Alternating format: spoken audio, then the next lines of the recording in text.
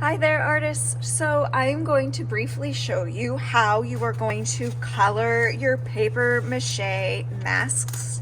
Instead of using paint, we're going to use tissue paper, and you're going to need to pick pretty much one color for the majority of your artwork.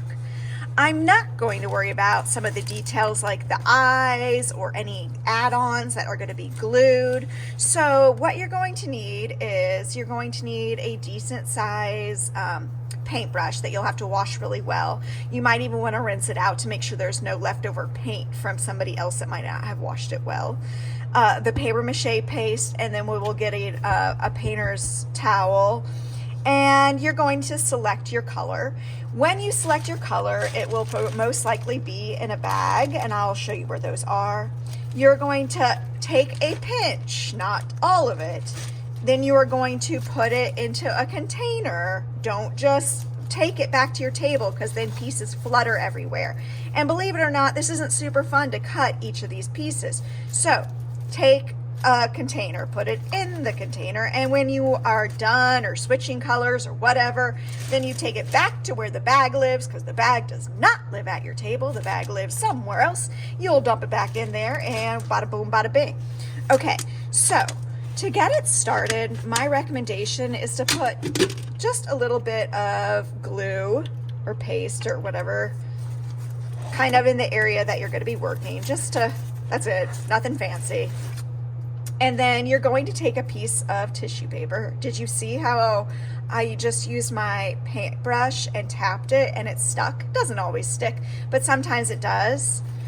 Now, I hope you can see my mask since it's in 3D.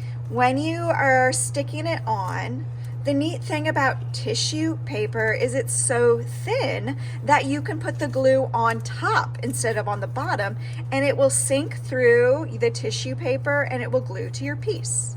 If it folds, no problem. If it tears, no problem. Use all pieces anyway. It doesn't really matter because you're going to have to put more and more layers on anyway until it becomes solid colored. Now, when things are wet, they look more transparent. So you might be very discouraged and thinking, I have to put so many layers. But actually, when it dries, it's a little bit better. Please just take one tissue paper at a time. If you are thinking that you're pulling a fast one and putting like 6 tissue papers on at a time, the glue is not going to sink through and your project will fall apart. Make sure that all the tissue paper is flat and you're not just crinkled it to the, or not just lifted up like this. So I'm going to go ahead and do just a little bit. And then for, again, most of your projects should be pretty much one color, but sometimes you might want to change, and there's a special way to do that rather than just pick up another color to make it look tidy. So I'm going to do that as soon as I finish this little horn, because that's what I'm going to change the color.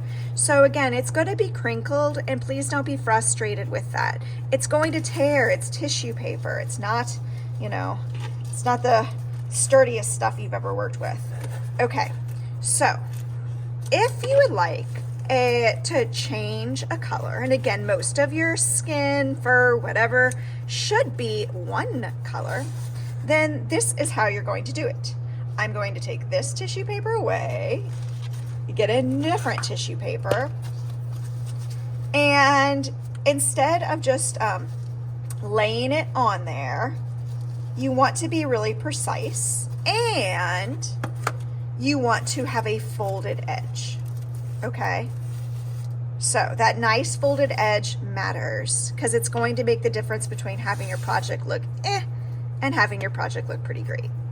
Okay, so I'm gonna make this little horn. I could just line it up if I'm trying to make like a two-tone. Can you see this? It's hard to see on the camera. You could just like lie it down like this, but you definitely want to have that nice folded edge, okay? Instead of just the rough edge. It doesn't look as nice. So I'm going to go ahead though and do this horn-ish thing and take my time to wrap it around. I'm never going to like tear a tissue on purpose because I can just use the whole thing. There's not like an instance where it's too big. All right. Seal it all with some glue. And then manipulate it. Play with your fingers to try it. You can, you know, shove the tissue paper with your fingernails to get it how you want it. I just folded that over to make it the size. And I can again keep playing or adding the blue around it to make it more how I want it.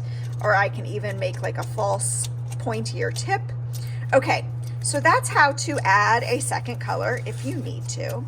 There is one more thing I wanted to show you, and that's for those of you who want some hair type thing, like a short hair for fur. This is just one option. You don't have to do it, of course, but you could take a piece of tissue paper and you could pinch it in the middle and kind of pull it up.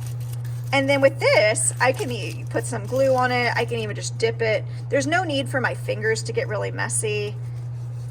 And then I could just hold it down. And then it's not going to want to stick until it's dry, so don't get frustrated. But you could fill and have an entire thing of fur just with that technique. I'm not, so I'm going to take that off.